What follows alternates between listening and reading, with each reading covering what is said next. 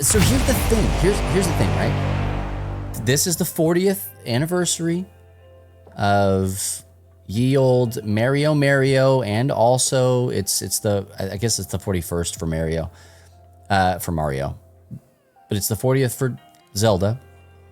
And yeah, you aren't Matt. Hey, Mike, so happy birthday! Happy birthday. Hey, Maxwell's also old. We're all old. Here's the thing.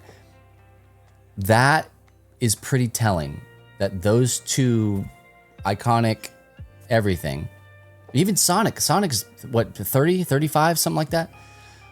These iconics are not young. And so when we look at that and we say, hey, games, that old kids, right? It's like, well, some of them, yes. Some of them are kids games. But the vast majority of people who experience and engage in these nerd things, nerd culture, are not kids. They're not. Zelda being 40 sounded super old until you just reminded you that you're 38. Yeah, well, you're 38 and a half, so don't forget that half. It's wild to me that the common misconception is still that games and comic books and board game, like all these different things, are still a children's thing. When I'm like, they're just not. Like, even if you think about the things that were created for us when we were children, and I'm not talking about like your Barneys and like that kind of stuff, but if you think about like Ghostbusters, you think about Ninja Turtles, you think about like Thundercats, all sorts of stuff. And there's 1 billion more things, right? But when you think about those things that were kind of like not created for kids, because Teenage Mutant Ninja Turtles were not created for children. Like Ghostbusters, not created for children. But when you think about the things that shaped those franchises, it was like that Saturday morning cartoon stuff, right? And so that was where the world really kind of got to largely and more consistently experience those franchises. Now, the people that have grown up with all of that, maybe some of you do, I don't really, but have disposable income. Yeah, RoboCop, absolutely. RoboCop was mad for kids. He was 100% mad for kids. RoboCop is so wild. But that was not a franchise that was made for children. But a lot of them, they got like video game adaptations. They got Saturday morning cartoons, that kind of stuff. And so we got to experience on a different level and grow up with that stuff. And then we get to go back and experience the gritty and all that as we get older. So now we have an entire generation of people who have not known a life without Zelda, Ghostbusters, Mario, ... etc., etc. I'm not only interested in the child's version of these things. Now, that's not to say that I'm not interested.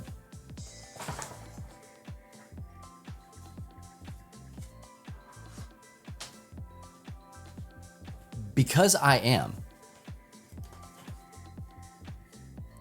We do Secret Santa at Love Thy Nerd every year, and this was what I asked for my Secret Santa.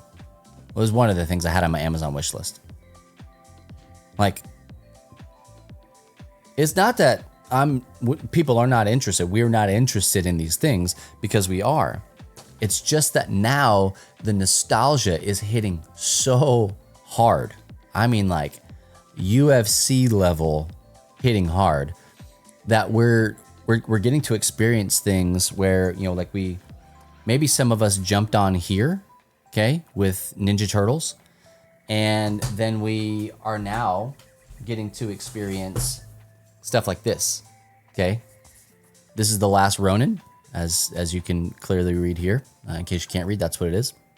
This is the modern, gritty Ninja Turtles, which harkens back to its original stuff, right? Like the original comic, everybody wearing red bandanas, that kind of stuff.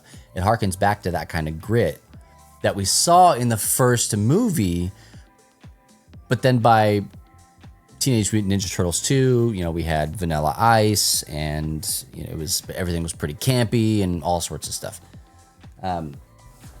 But yeah, they're even talking about making a movie and a game out of stuff like that, because that's kind of what people are super duper interested in right now. And they're not marketing that towards children at all. They're marketing it towards, the 30 some odds and above, the 20 some odds and above. So Nickelodeon still has the IP for Teenage Mutant Ninja Turtles, and they're still making all sorts of things. They're like in the TMNT line and all that jazz. But it's not just for children. And so when we talk about the nerd culture ministry side of things, it's almost always, from people who don't understand, which is most people, it's almost always seen as, for kids, right? And I stopped battling it, if I'm being honest with you. All right, I'll sit down and I'll have a conversation. I'll give people the statistics. I'll let them know that the average age of a gamer is it just keeps rising. I think it's 38 right now, but it just keeps rising. And I'll tell them that 50% or more of the average gamer are female. And so any idea that you have, every idea that you have about what an actual gamer is, or what the average gamer actually is a better way to put that, is kind of exploded, because it's not just a bunch of children, and it's also not just a bunch of 40-year-old men living in their parents' basement naked on a beanbag chair eating Cheetos, right? It's not that. It's different. It's not that those things aren't true, because I think both of those things are true. It's just not broad spectrum. It's not what our minds are telling us that it is. So the average age of a gamer, I think it's 38 right now. I think that it's 38. I'll have to go back and check. Don't check. That line keeps moving, right? Because it is an average, but it usually keeps pace with the age of Mario within a couple of years. That's usually how that checks out. We'll have to go back and look. Let me see if they've got updated. The ESA, all right, the Entertainment Software Association, does all the work for us that we need to be done, okay? And so if we're looking at these numbers, if we're looking at the data, we have to understand just a couple of things to help frame this. And so whenever I get up and I'm speaking to people, whether it's at NCMS or in conversations or whatever, and I'm talking about the state of where we are as a gaming culture, right? The state of the world from a gaming culture. I look here first, because I think that it is super duper important to have the data. Stories are great. Data is great. But I think that stories without statistics, or vice versa, I think they fall flat, because different things hit with different people. I can tell you about the great conversations that I have and the different people that are engaging with the stuff that we're doing and all that stuff. But if I can't be like, okay, and here are the studies that back that up, here's why this is a viable missions opportunity. This is why I spend so much of my time here. These are the things we need to know. So I like to go here first, and we're going to kind of go through some of these numbers, right? Like how I would do it if I were preparing. I was going to be speaking at NCMS, but now I'm not speaking because we gave that spot to somebody who's coming in to speak, right? But if I were going to be doing that, this is where I would start, okay? So, 2 in 3 people play video games. Now, all of these numbers, before we get too far into it, we need to understand some of these numbers are surveyed numbers, and some of these numbers are raw data. So we're talking unique user logins, ones and zeros, bits and bobs on the Computron, right? Some of these things are irrefutable. Others of these are averages and poll numbers. So when we look and we say 2 in 3 people play video games, okay? In the US, 2 in 3 people play video games. That is a polled number, all right? When we look at the next one, the 2024 US consumer video game spending totaled, that's raw data, all All right. $59.3 billion spent in video games alone. $59.3 billion. Okay. That is an astronomical number. You will never, my brain has a hard time wrapping itself around it. So much so that we're going to do this. We're going to go to my old friend ChatGPT here. Okay. And we're going to say, how much did the NFL make in 2024?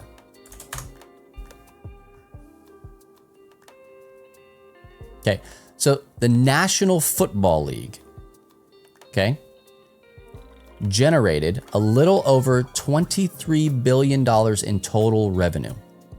$23 billion, which is another number that is crazy, absolutely crazy.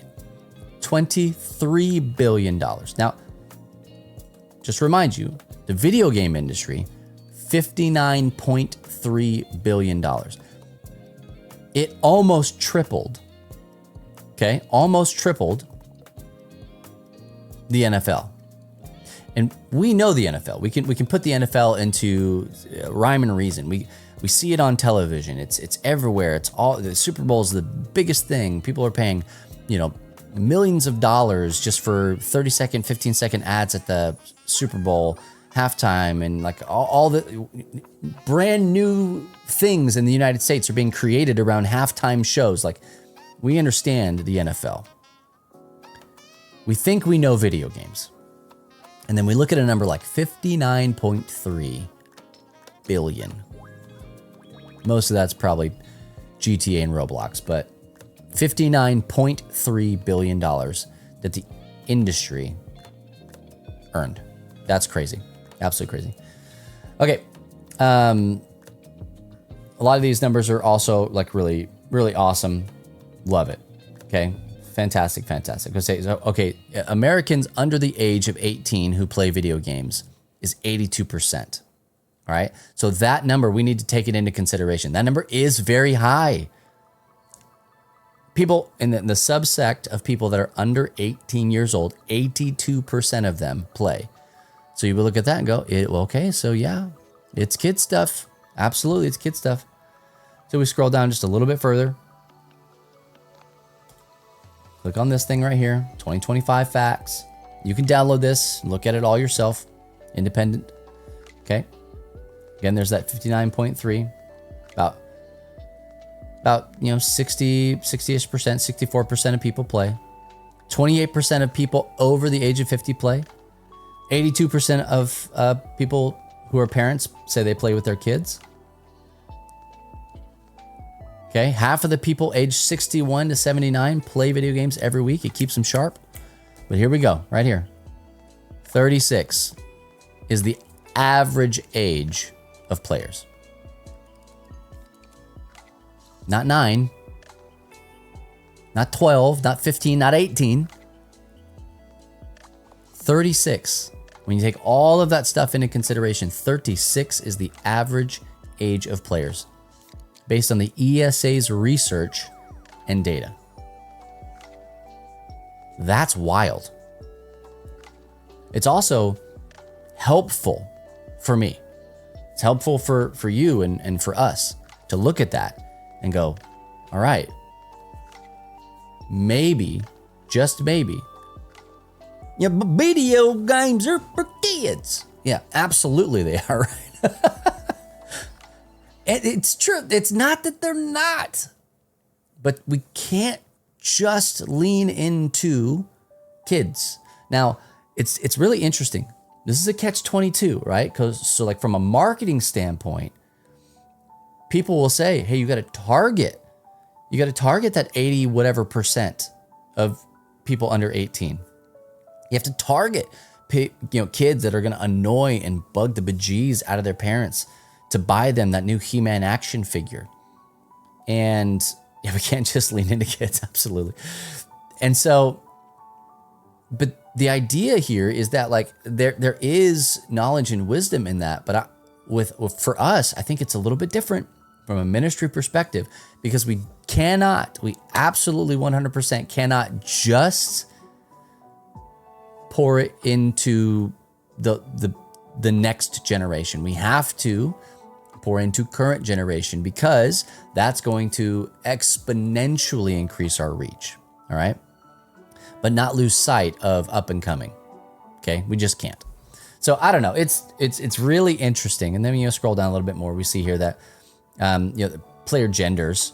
Okay. And that's what this whole spot here, people that, self-identify LGBTQ, and the gender here, 52%. Okay. 52% of them are male. That's close. That's really close. All right. 47% female. We're going to call that a 50-50 split. We'd be stupid not to call it a 50-50 split. It's also worth noting here, as we start to deal with, more and more of these things that are outside of Christian norms, that almost 10% of the population of video gamers identify as LGBTQ or something else.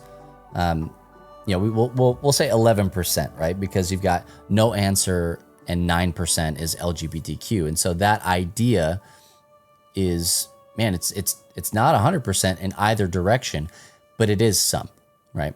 So these are all things. This entire thing right here is just worth your time to pour over often. It's March, right?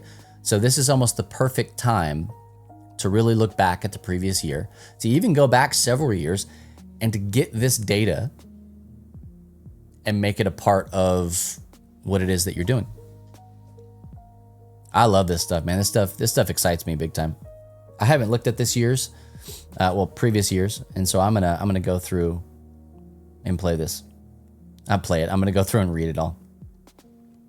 So that's just some of the stuff, and I know that that's not for everybody. I know some people just don't care, but for me, as the CEO of an organization that is trying to love and serve the nerds in our space better, I can't not know who the people are. I can't not know the demographics. I can't not know the different ways that people are engaging in the space that I'm trying to be in, and I'm trying to encourage people and train and equip people to be in. So if any of you find yourself in any of that space, especially when it comes to nerd culture ministry, check it out. The ESA, THEESA.com. You're welcome.